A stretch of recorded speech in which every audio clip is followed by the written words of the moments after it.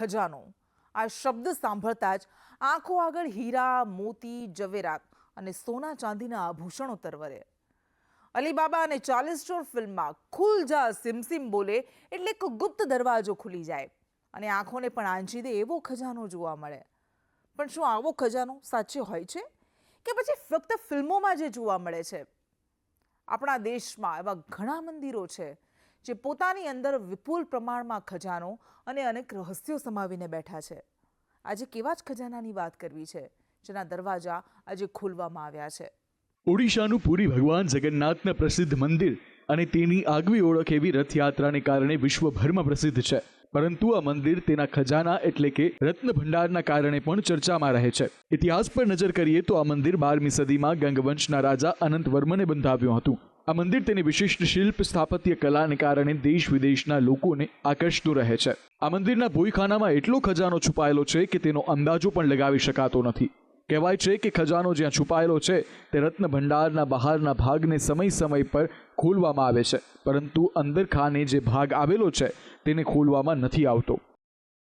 રત્ન ભંડારના બહારના ભાગને વર્ષ 1985માં ખોલવામાં આવ્યો હતો, પરંતુ રત્ન ભંડારના અંદરના ખાનગી ભાગને 1978 બાદ આજ સુધી ખોલવામાં નહોતો આવ્યો, જે આજે શક્ય બન્યું છે. એટલે કે આજે 46 વર્ષ બાદ રત્ન ભંડારના રહસ્યો ઉજાગર થવા જઈ રહ્યા છે. ઓડિશાના નાયબ મુખ્યમંત્રી પ્રવતિ પરિદાએ મંદિર ખોલવા પર જણાવ્યું કે ભગવાનના ખજાનાની ગણતરી થવી જ જોઈએ અને સમયે આ ગણતરી થતી રહેવી જોઈએ. विश्व भर में जगन्नाथ प्रेमी की अपेक्षा थी कि रत्न भंडार को एक मिस्ट्री बना के अलग जो सरकार थे उन लोगों ने रखे थे.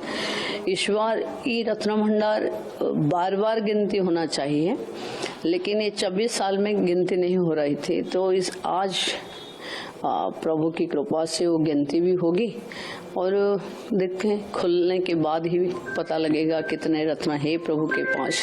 જ્યારે 1985માં મંદિરના અન્ય એક ભોયખાનાને ખોલવામાં આવ્યું હતું, ત્યારે આમાંથી રાજાઓના મુકુટ અને સોના ચાંદીના ઘરેણાઓથી ભરેલી તિજોરીઓ મળી હતી. ત્યારબાદ આ ભોયખાનાને બંધ કરી દેવામાં આવ્યું હતું, પરંતુ રત્ન ભંડારને 46 વર્ષથી ખોલવામાં આવ્યું ન હતું. આથી ત્યાં ખજાનો કઈ હાલતમાં છે એ જાણવું જરૂરી હતું. ઓડિશાના જાણીતા સેન્ડ આર્ટિસ્ટ સુદર્શન પટનાયકના જણાવ્યા પ્રમાણે રત્ન ભંડારની દિવાલોમાંથી પાણી લીકેજ થવાની આશંકાઓ થતી હતી. તે જર્જરિત હાલતમાં આવી ગયું હતું, તેથી તેનું સમારકામ કરવું જરૂરી જણાતા એએસઆઈ દ્વારા મંદિર મેનેજમેન્ટ કમિટીને પત્ર લખીને રત્ન ભંડારના દરવાજા ખોલવા રજૂઆત કરવામાં આવી હતી. कि रत्न भंडार का अंदर बहुत सारे वहाँ पर खराबी है, जिसकी वजह से पानी सीपेज कर रहा था और प्लास्टर छूटा हुआ था. ऐसे सब बात सामने आया था और आज पर हाई कोर्ट ऑर्डर ये एएसआई की तरफ से मंदिर मैनेजिंग कमेटी को लिखा गया था कि हमें जल्दी से जल्दी हैंड ओवर कीजिए, रिपेयर करना बहुत ज़रूरी था. तो इसी को लेकर हमने ये हमारा ऑनरेबल चेयरमैन जो है मंदिर जगन्नाथ कमेटी जो मैनेजिंग कमेटी के चेयरमैन, उनको मैंने लिखा था. तो उसके बाद एनी हाउ ये डिस्कशन हुआ और अभी तक जो इतने साल से हम लोग वेट कर रहे हैं कि कब ये रत्न भंडार खुलेगा.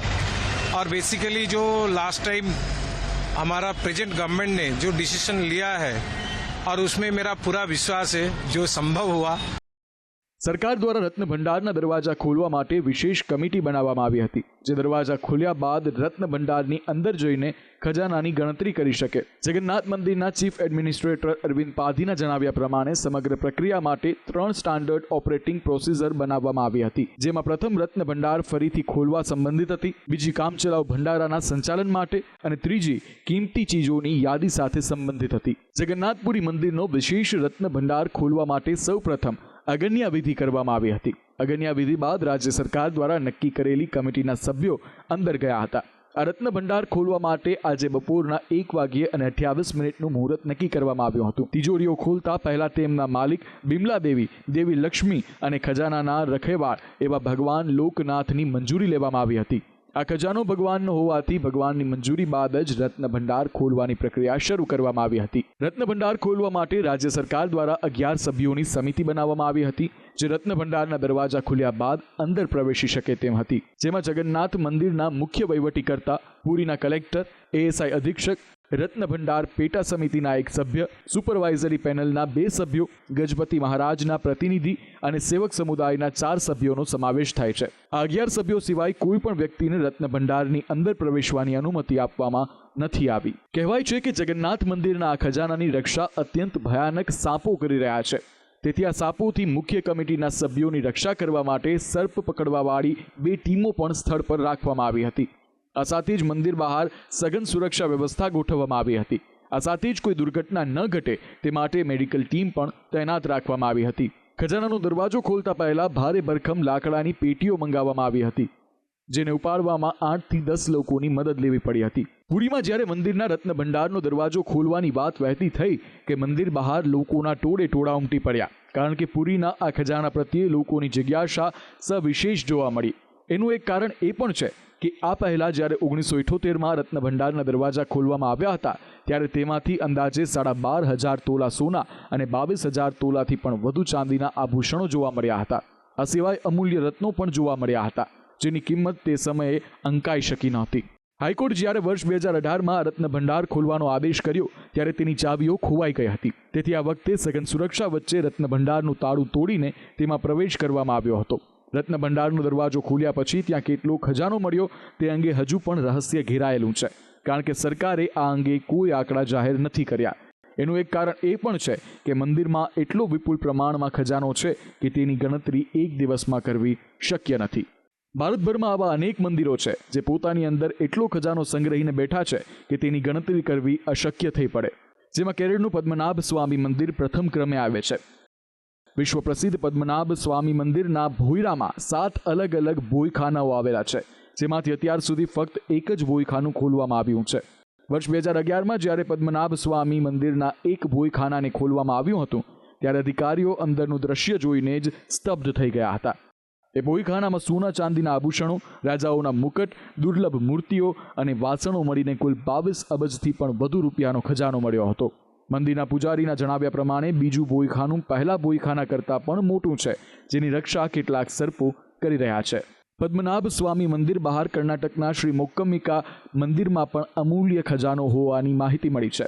આ મંદિરના ભોયખાના પર નાગનું ચિહ્ન છે, જે દર્શાવે છે કે આ ખજાનાની રક્ષા સર્પો કરી રહ્યા છે.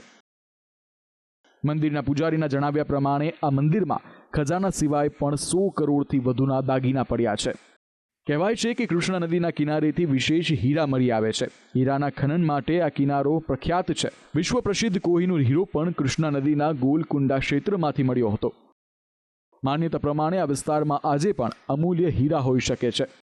ચારમિનાર સુરંગ હૈદરાબાદ અને ગોલકુંડાને જોડે છે, જેનું નિર્માણ કુલી કુતુબ શાહે કરાવ્યું હતું. કહેવાય છે કે આ ચારમિનારની ગુપ્ત સુરંગમાં કરોડોનો ખજાનો છુપાવેલો છે. આજે ભારતમાં એવા પણ મંદિરો છે જેમાં સદીઓ પહેલા સંગ્રહેલા ખજાના છે, અને એવા પણ મંદિરો છે જેમાં આધુનિક સમયમાં જમા થયેલી અબજોની ધન સંપત્તિ છે. ભારત એક સમયે સોને કી ચીડિયા તરીકે પ્રસિદ્ધ હતો. તેનું મુખ્ય કારણ એ જ છે કે એ સમયે ભારતમાં અપાર પ્રમાણમાં ધન સંપત્તિ હતી. એટલે સંપત્તિને બાહ્ય આક્રમણોથી બચાવવા માટે તત્કાલીન રાજા મહારાજાઓએ સંપત્તિને કોઈ ગુપ્ત ભોયખાનાઓ કે સુરંગોમાં સંતાડીને રાખતા હતા. કહેવાય છે કે દેશમાં આજે પણ અનેક એવી જગ્યાઓ છે જ્યાં અમૂલ્ય ખજાનો ધરબાયેલો છે. આપણા દેશમાં આજે પણ અનેક એવા રહસ્યો છે જે વિશ્વને અચંબામાં મૂકી દે છે, જે આપણા માટે પણ શોધનો વિષય છે. સ્પેશિયલ રિપોર્ટ સંદેશ ન્યૂઝ, અમદાવાદ.